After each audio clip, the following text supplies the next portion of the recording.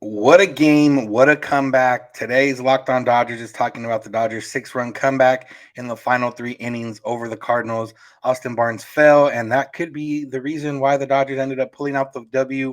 We'll talk about that. We'll talk about everything else. That's what's on tap, so make sure to keep it Locked On Dodgers. You are Locked On Dodgers, your daily Los Angeles Dodgers podcast. Part of the Locked On Podcast Network, your team every day.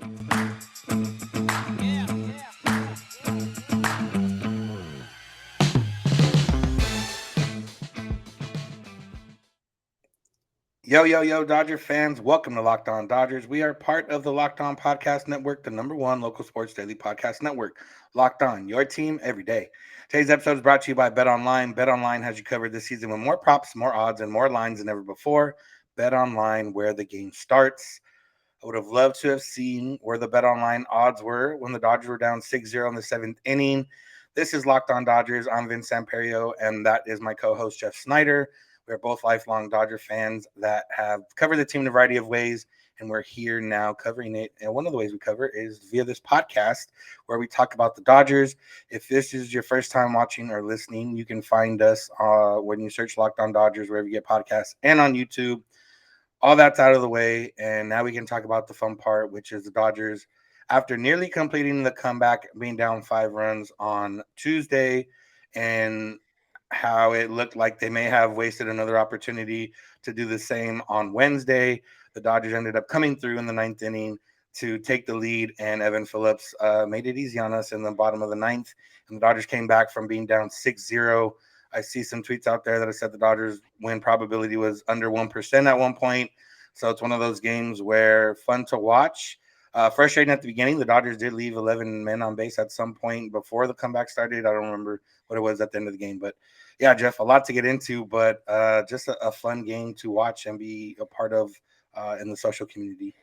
Yeah, this game was kind of the 2018 season rolled into one game because, you remember in 2018, they had so many games where they got lots of hits and just couldn't get the hit with runners in scoring position.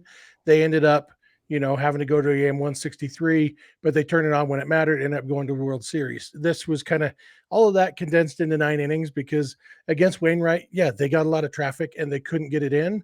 And, but I mean, they got Wainwright's pitch count up. Wainwright had to throw way too many pitches just to get through what he went into the 6th inning, I Yeah. think, Mm-hmm. but he threw like 850 pitches. And that's because the Dodgers battled so hard in Tuesday's game. And so the Cardinals had to use all their top relievers in Tuesday's game. And, not having, what's it, Helsey. Helsley. One of those. Yeah, not having him available, that dude who throws 103 miles an hour and is unhittable, that was a big deal. But they worked him yesterday. It kind of shows how everything's interconnected. The fact that they went with, we'll talk a little bit later about going with Craig Kimbrell in the 8th and Evan Phillips in the 9th. But the fact that both of those guys were available was at least in part due to the fact that Dave Roberts didn't panic and yank Mitch White after the 2nd inning yesterday when it was clear that he didn't have it. It was And same with Gonsolin in this game. Yeah, absolutely. Gonsolin had to wear it a little bit, and he did a good job of settling down a little bit. Got through 5 innings, and and turned over the bullpen. There were guys, some of the top guys were rested, and as the Dodgers creeped back, it looked like it might be one of those games where they just have somebody finish it off and not really be high leverage guys, but then the offense turned it into a high leverage situation, and those guys were available. And I think it. Yeah, I know I just mainly talked about Dave Roberts and his decisions yesterday, but I think this kind of underscores the fact that Dave Roberts is very rarely managing to win today. He's managing to win as much as possible, and I really do believe that things like having David Price pitch the 8th yesterday instead of one of the higher leverage relievers maybe decreased their chances of winning yesterday, but probably increased their chances of winning the next 3 or 4 days and overall. So it's a tricky thing, but man, this was a fun game. The one I can compare it most to, even though it was totally different, was that comeback against the Mets in 2019, I think, when they scored, well, I don't know, 5 or 6 or 7 in the 9th inning. Yeah, walk off 4 or 5 off Diaz on the ninth. off Edwin Diaz, walk off sac fly by Alex Verdugo. And just because you remember that day, I was doing the podcast solo because you were at the game, and I was so annoyed by that stupid game that I recorded the podcast before the game was even over. I already had it in the bank. It was uploaded and scheduled to go. And then the Dodgers came back and won. I've never been so happy to have to delete an episode and re-record. And that, just how a mood can change so quickly. That's what this game reminded me of, because the first 6 innings, yeah, it was frustrating and it sucked. And then the last 3 innings, Mitch or Will Smith hits the home run. You're like, all right, we're on the board. And then they get 3 more in the 8th inning. You're like, okay. But it's the bottom of the order coming up. And I think we got to talk about the guys who contributed in that 9th inning, because it was not the guys you might expect. Yeah, I mean, definitely not the guys you think of, especially one who was kind of, already got people mad yesterday for Dave Roberts using him, where people were mad again today for Dave Roberts using him in an earlier situation. Hamzer Alberto comes through with the go-ahead single there, but they don't get there, without Bellinger, who at times, even in this series, has looked like he has no chance of hitting the ball, but he gets a single. Justin Turner starts it off with the double. Austin Barnes pinch runs and ends up being a story, which we'll talk about. But it's a game where, Mookie Betts was 1 for 6. He didn't, contribute too much. He did score 1 run and did drive in a run, but, wasn't quite there. A big run, but still, Trey Turner, Freddie Freeman, Will Smith continue to do their damage there in the 2-3-4. But then you got Bellinger ended up 2 for 5 with 2 runs scored, and Turner only had the 1 hit, but it was a big hit. Muncy didn't have any hits, but scored 1 run and Also was on didn't base have 4 any times. at bats. Yeah. 0 for 0 with 4 walks and a sac fly. One of my favorite lines ever. An RBI and a run scored without an at bat. Yeah. So it just came down to, kind of what we've talked about all year. If Freeman and Turner and Trey and, Will Smith and Mookie, if those guys do their job, they only need the rest of the guys to do their job occasionally, especially with the way the pitching is. Now, today, the pitching, Gonsolin got shelled for the first time, had his roughest outing, gave up the most runs. The ERA sitting over 2 now for the first time in a while. But, other than that, the rest of the pitching came in. Vesey did give up 1 run, but then, Ferguson, Kimbrel, Phillips all went scoreless innings. And then you got the contributions from Justin and contributions from Bellinger and contributions from Alberto. And that's how you complete these comebacks, because, no matter how strong the top of your order is, they can only score 3 runs at a time. And if you're down by 6, they have to bat twice in order for that to work out. If they score, that means they score every single time they. So that's how you get these games. That's how you win these type of games. They needed the 1 hit yesterday. They didn't get it. They got the hits, or at least the deep enough sac fly on Muncy's end last. I didn't hit one deep enough last night. Hit one deep enough tonight. And yeah, it's just one of those where you feel good, because especially against the Cardinals, especially, everything else, especially after, not for Robert's sake, but everyone mad at Roberts yesterday. People starting getting mad at Roberts again. And it's like, look, sometimes the players have to go out and do it. And that's what they did. Yeah, absolutely. And it really was a team victory. And it's kind of fitting. Tony Gonsolin has been so good this year.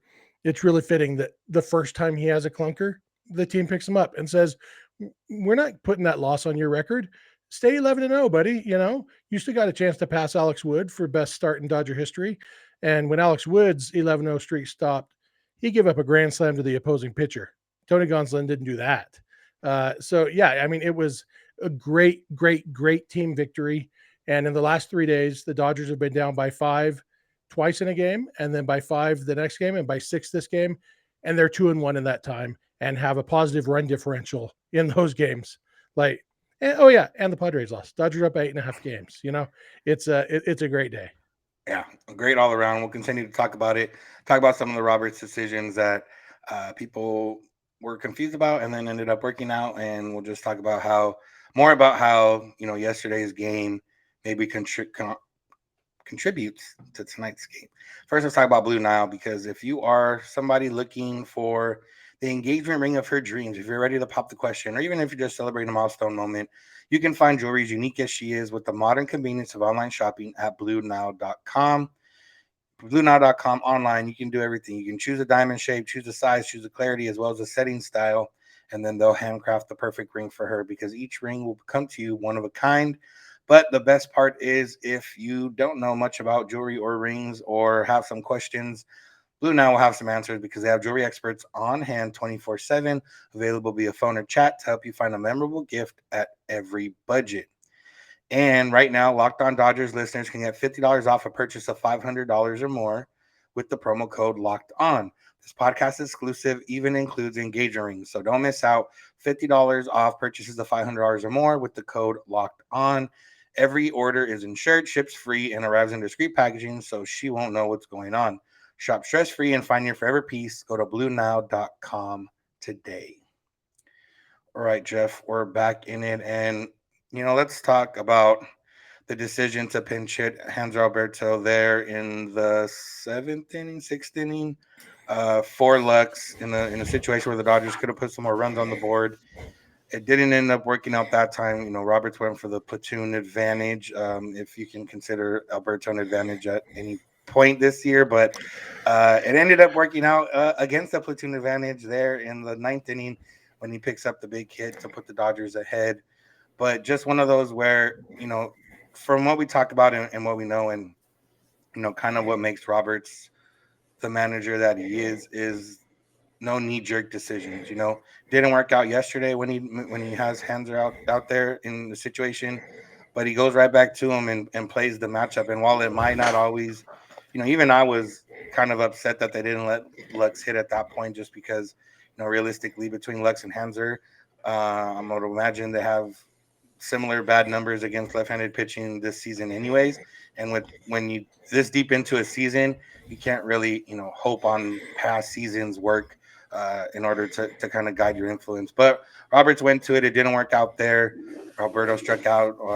Didn't swing at. There was only one strike thrown, I think, that whole at bat, and he swung at the two other ones and made two strikes out of nothing. But either way, he came through, and it just shows, he's going to stick to what he is for now. And, that might not happen in the postseason, but it's going to happen right now. Yeah, I understood in Tuesday's game not pinch hitting for Hanser with Lux against the lefty, because the reason Hanser was in the lineup to start with was because the Bolt guy was a lefty. And so you can't really get away with pinch hitting for him with Lux against a different lefty. It kind of throws that platoon thing out the window. And it's not really a platoon. That's where you maybe could have gotten away with it because Lux is the starter. He does play against lefties quite a bit. And in this situation, it's different because they actually pinch hit for Lux with Hanser.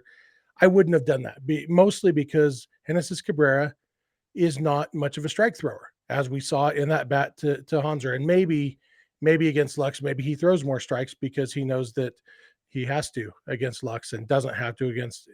I mean, really, the biggest mistake the Cardinals made all night was throwing a strike to Hanser in the ninth inning, because you don't got to throw a strike to that dude to make him swing the bat. But yeah, I wouldn't have pinch hit for Lux, but one of my main goals in life is to be humble enough to recognize there's a difference between that's not what I would have done and that's the wrong decision. And whether it was the right decision or not, that's debatable. Not a debate I'm really interested in having, just because we don't have alternate universes, so we don't know what would have happened. But chances are Gavin Lux maybe draws a walk against Cabrera instead of striking out, so maybe that goes better. And chances are that Lux has at least as good a chance as Hanser does in the ninth inning of getting that hit. But Hanser's on the roster right now, and that's the role that he's on the roster for. So as long as he's on the roster, you kind of got to keep giving him those chances, and either he starts doing better in those opportunities, and maybe this ninth inning was the start of something new, or you give him enough rope to hang himself with, and maybe at some point you say, okay, Hanser, well, it was fun. We appreciate all you did for us, but you're not quite what we're looking for in a right-handed bench off the bat. And whether that's a phantom IL stint so he can keep being that fun presence, veteran presence on the bench, or it's, setting him off somewhere else, I don't know. But, I think you have to give him these opportunities to find out if he is going to fill that role that you signed him to fill. Yeah, and that's what it is. And similar to what we talked about yesterday with Max Muncy, and what we've talked about kind of a lot of the times is, the Dodgers are finding out, or playing to find out, their October roster, and now that they've opened up an 8-game division lead, they have a little bit more of that leash to everybody. You know, 8.5. everybody gets, Thank you. yeah, there you go, 8.5. Everybody gets a little bit more of that leash. And that's going to happen with Hanser Alberto for now, unless they get someone at the deadline that pushes them off the roster. And that's what they're going to continue to do. They're going to continue to find out these matchups and try different things. And, you know, as long as they keep expanding or keeping the division lead where it's at, they can get away with it and they can figure it out. You know, another thing that maybe we talk about now is, and it makes sense. It's not a knock on Craig Kimbrell. Craig Kimbrell pitched the 8th inning. Craig Kimbrell pitched the 8th inning because he hadn't pitched in a while. The Dodgers were losing, and there was no guarantee of a bottom of the 9th. But also, you know, the fact that they have Evan Phillips, I think probably enforces or, you know, helps that decision because they know, hey, if we do get the lead in the 9th or if we do need someone to pitch the 9th, we have Evan Phillips, and that guy's been lights out for us. Yeah, absolutely. I think everything you said is exactly spot on. Kimbrell pitched the 8th because they needed to make sure he pitched tonight. And the fact that they have Evan Phillips makes that possible. If it was, you know, David Price, the other guy behind him, chances are they say, well, we can't really afford to go with Kimbrell in the 8th because then what happens, you know. But yeah, they were able to do that because Evan Phillips has been nails. He is lights out. I'm sure he's going to give up an earned run at some point. But the fact is, Evan Phillips is really, really good, has great stuff against righties and lefties. And Craig Kimbrell looked great too. And I think everything about that 7th, 8th, and 9th innings with Ferguson, Kimbrell, and Phillips, they weren't just scoreless innings. They were perfect innings. 1, 2, 3 innings, all three of them against a really good Cardinals lineup. You know, it's and maybe when they brought Kimbrell, I thought, well, maybe they want him against the bottom of the order instead of against the top of the order. But really, I do think it was just that they just wanted to make sure he got the work in, you know. And going back to Hanser real quick, I want to make one other point. It's easy to think of a guy who just goes up there hacking as not putting a lot of thought into his plate appearances.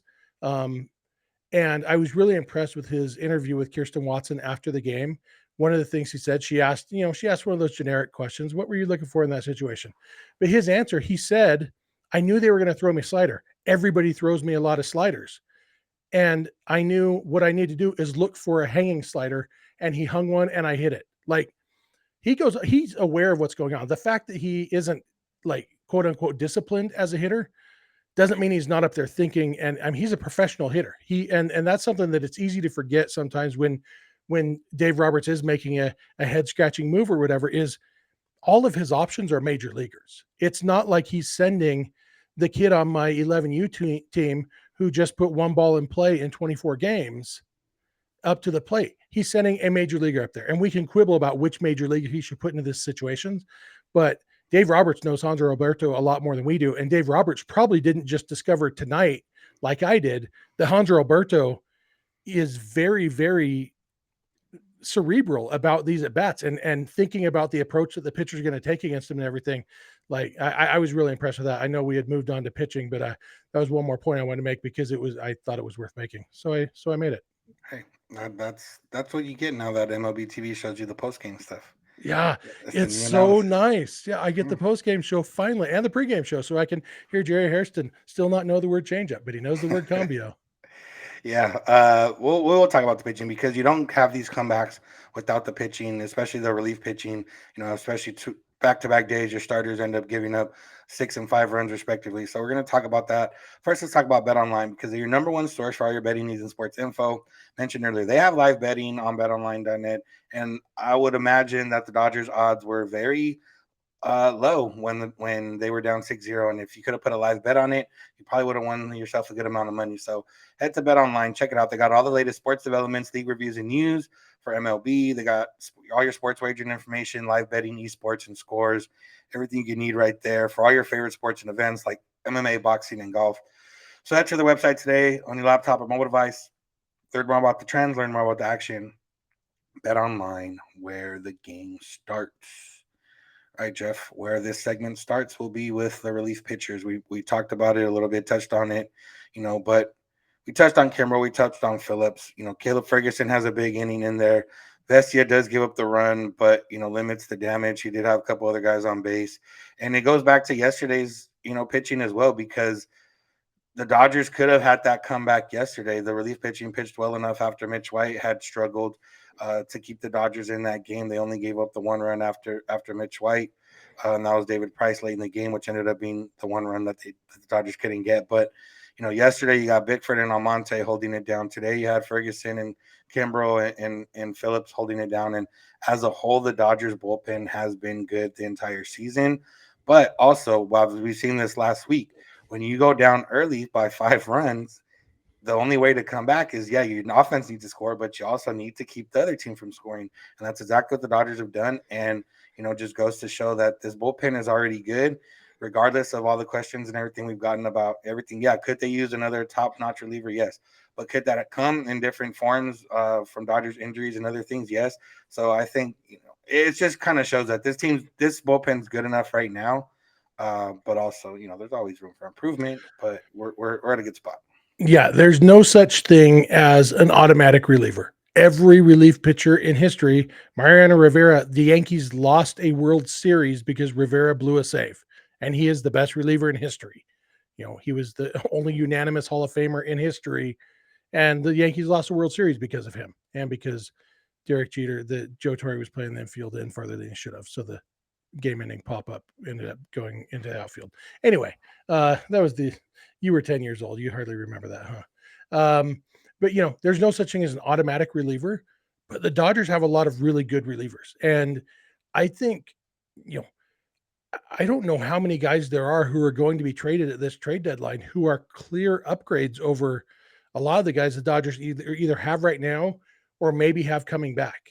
And that's the big question. And like we talked about on our mailbag episode the other day, the problem is we're not going to know until August about Blake Trinan and Dustin May and, whoever else. I know there's at least one other guy who's out right now who we're expecting back. Yeah, but Duffy, Victor Gonzalez. Oh yeah, those two guys.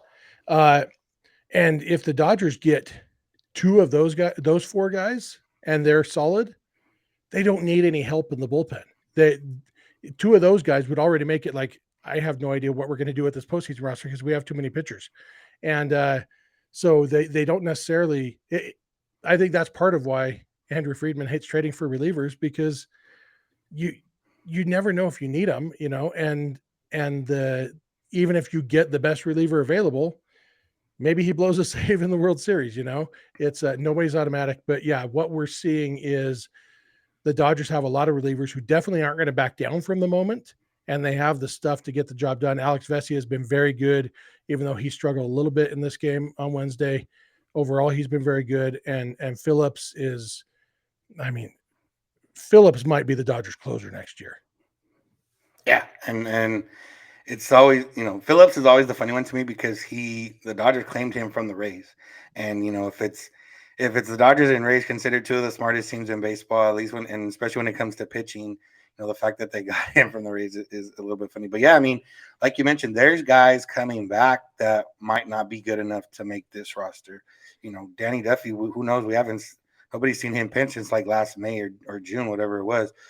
Tommy Kahnle's another one that I didn't mention, but even if Tommy Kahnle comes back and he's healthy, I don't. If the other guys come back healthy, I don't even know if he's good enough to crack, this thing. He has the stuff to be able to, but he hasn't necessarily put it all together. And he's only thrown a handful of innings in the last 2 years too. Yeah, exactly. So I think if you identify kind of weak spots right now, Phil Bickford's ERA is up there, but for the most part, he gives up runs in situations that aren't as dire. At least they don't feel as dire, because I don't feel any hatred or any malice toward Phil Bickford. So I think realistically, he's giving up runs, but not necessarily. And he's not getting those innings he was getting last year. He's not in those high leverage situations as often. He's more a 6th, 7th inning guy. The game might be close, but he's not in, those 8th, 9th inning situations that he found himself in last year. Vesia is the other guy, and then David Price. David Price's time on this roster, what we've counted him out multiple times. And you got to imagine that if it's not at the deadline, then it's definitely when some of these guys start coming back that, he'll find himself DFA'd and probably picking, I wouldn't say there's a contender out there that couldn't use him or at least a wild card contender that couldn't use him in their bullpen. So there's a lot to like from this bullpen. There's a lot to like that's coming. And that's kind of why when we talked about pitching the other day of how it is, The Dodgers don't need to go after a reliever. They don't need to go after a starter. They need to go after, kind of a best pitcher available at the price that they're looking for. And I know a lot of people kind of mention the price, prospect price and everything else. This is where, the Dodgers, like I said, if they don't make a trade at the deadline, they're still going to be a World Series contender. They're still going to be top three, if not one, in World Series odds, just because of everything else and what they could have coming back. Now, the only thing, if not making a move at the roster, is that you're counting on everyone to come back, and then one more injury, and you're kind of a little bit in flux limbo. But the other part too is, Ryan Pepio might, if he's not traded for somebody, if they make a trade, he's a guy that you're going to probably see get reliever innings, or at least they're going to try him in a reliever role at some point in the second half of the season. Dustin May is going to be one. We get asked every mailbag question if he's going to start or relieve. It's going to depend on what the Dodgers need when he's coming back. I would imagine they're going to try to stretch him out. And then if not, if they don't need him stretched out, then they throw him in a multi-inning role, like a 2-inning role, or, even a 1-inning role. He can be a guy that comes in and throws 1-1. So it's a good time for the Dodgers pitching. And the other part too that we talked about and you talked about before is Gonsolin. He might regress a little bit. Maybe this was one of those starts where that's part of it. But the bullpen picked him up, the offense picked him up, and look what happens. Yeah, absolutely. I agree. I just want to talk about Austin Barnes some more now. Okay. Yeah, let's get on the Barnes one. That play. I know you guys all watched it. I'm not going to recap everything for you, but so many beautiful things about that. The one that I thought I was the only person to notice it, I tweeted it out from our show account, and then Cody Bellinger actually mentioned it in his post-game interview a few minutes later. So he probably just follows us with his burner, and that's where he realized it. But Cody Bellinger only went to second on that play because Goldschmidt cut the ball off and threw behind Barnes trying to get him. If Bellinger isn't on second base when Max Muncy hits a sac fly, then at the end of that play, Bellinger is still standing on first instead of standing on third, which means that Bellinger's on first when Hanser gets his hit, which means the Dodgers won this game because Austin Barnes fell down. It's why he's the captain. It's Barnes doing Barnes things. You think he messed up? No, he's just smarter than you.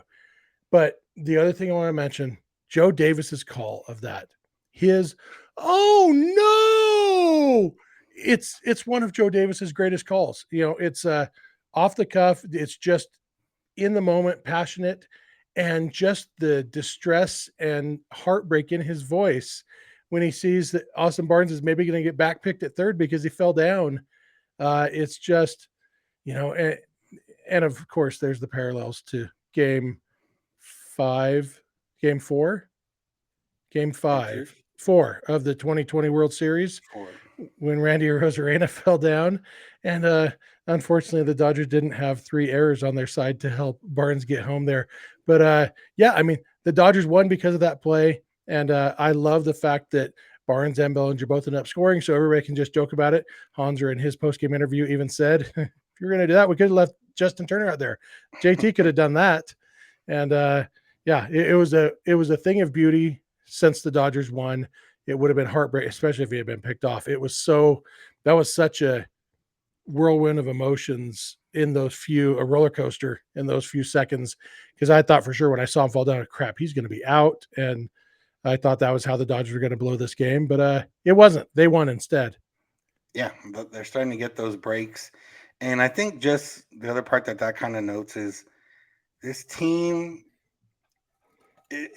they're fun. They're having fun. They seem to all like each other.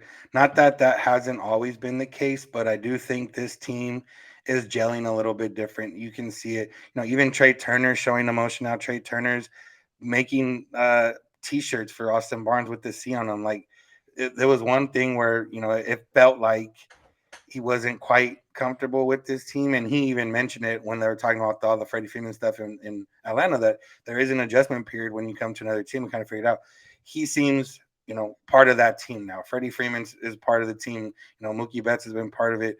Everyone's part of it. Hanser is the fun guy. Austin Barnes seems to be like the kind of like captain, but also kind of like the mascot, like team mascot of sorts, kind of like that guy. So it's just fun to watch them now, and it's charged and show on the field. They've really opened up the division lead in the last few months. They really passed up the Mets as the best team in the National League. They're, nipping at the Yankees. Now if the Yankees have a stumble here in the next few weeks, and it's all starting to come together. And, they're still not playing their best baseball, but they're playing their best baseball. I mean, they're not playing to the potential, but they're playing their best baseball of the year. Yeah. And my last point, Dodgers up by 8.5 games on the Padres. And in case you don't totally understand what that means, let me put it a different way. The Padres are 10 games over 500. The Dodgers are 27 games over 500. That's what an 8.5 game lead means. That is really hard to overcome no matter how much season there is left. It can be done. The Dodgers can't let their foot off the gas, obviously, but it's a good situation to be in heading into the All-Star break. Yeah, I mean, I'd say the only thing that about that is that the Dodgers and Padres play so often, but that would mean the Padres would have to go on an incredible run against the Dodgers and also beat the other teams that they haven't been able to beat this year. So, but yeah, not too comfortable. Keep it up. Go for that. 107 wins. Try to break the franchise record. So that's all we got for him today. Unless you got something else. No, that's it. Great win by the Dodgers. Hopefully they can win the series and then head to Anaheim and sweep that thing. Yeah. One note on Anaheim, they won't be facing Ohtani. Ohtani has now gone 4 starts with 10 plus strikeouts, becoming the first Angel since Nolan Ryan to do that. He's in some other company of, strikeouts and 1 run or allowed or something like that. He's on fire, but Dodgers won't have to face him pitching wise. So that's good because it seems like these days the Angels only win when he's pitching. But that's going to do it for today. Thank you all for listening. Thank you for making Locked On Dodgers your first listen of the day every day. Come back tomorrow when we talk about the Dodgers' final game against Cardinals and hopefully winning that series. If you need something else to listen to, check out Locked On MLB Prospects with host Lindsey Crosby. He's a prospect encyclopedia, and he's going deep on the MLB stars of tomorrow. It's free and available wherever you get podcasts. Like I mentioned earlier, you can find us wherever you find podcasts and on YouTube by searching for Locked On Dodgers. You can find us on social media, Twitter and Instagram by searching for Locked On Dodgers. Jeff is on Twitter at Snider. I'm at Samperio. DMs are open on all those accounts if you need to get a hold of us. You can also get a hold of us via email, lockedondodgers@gmail.com, or via voicemail text at 323-863-5625. We're here every weekday morning, and we hope you'll be with us when you get in your car or if you're at home. Tell your smart device, play podcast, Locked On Dodgers. And remember, you don't have to agree. You just have to listen. Have a good one. We'll talk to you tomorrow.